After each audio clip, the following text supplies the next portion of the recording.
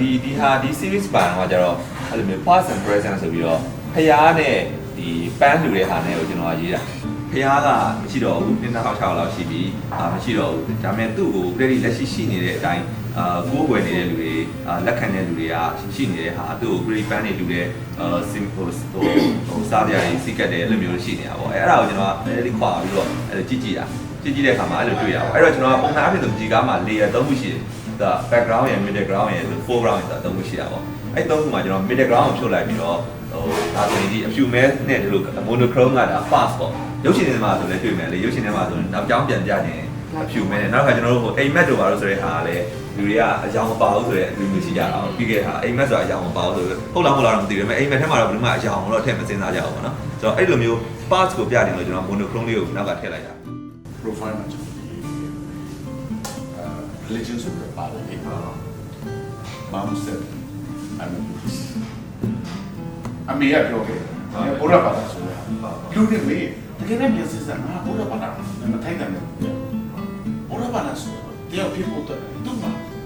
ဇာနုံးနဲ့အများကြီးဆိုတော့ငါဘုရားဘာသာဟုတ်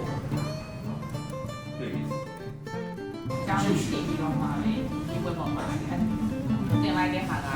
ဖြစ်ချင်တော့သူကပြီးဖြစ်ဆက်မှုရှိတော့ကလပ်ပါသွားတယ်ဆိုတဲ့ဟာကိုမနီးကတော့ဘယ်တိကျမရောက်တော့ရဟုတ်လေငယ်တော့ကျန်ခံစားရလားငါဟုတ်အဲ့ဘက်ဒေတာကိုပဲအဲ့ထားတော့သိပြီးဟိုတီးဝင်းပြောသေးတယ်လေအဲ့ဒါဆိုဒီနေ့စားရတယ်ဟုတ်ဒါမဲ့အကုန်လုံးက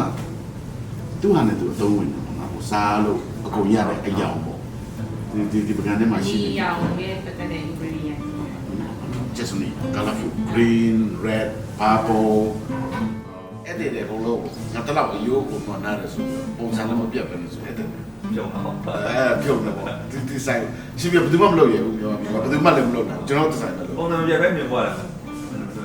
အဲ့ဒီကနေဖွင့်ကောင်းတယ်ဆိုတော့အဲ့ဒီကနေစပြီးတော့မှသူရဲ့နောက်ပိုင်း artist life ကိုစပြီးတော့ပြောင်းလာတာမျိုးတွေဖြစ်လာတော့ပြီးတော့ဟိုကျေးမေးကြည့်ရတယ်တော့ဟိုရဲ့ signature ဆိုရင်ဘလို့ style မျိုးနဲ့ဆိုတာမျိုးလည်းသူကအမျိုးမရှိစေချင်ဘူးသူ့ကိုတတမတ်ထဲမှတ်ထားတာမျိုးလည်းဖြစ်စေချင်ဘူးပေါ့နော်အဲကြောင့်ပုံစံမျိုးစုံမျိုးစုံ subject မျိုးစုံတွေ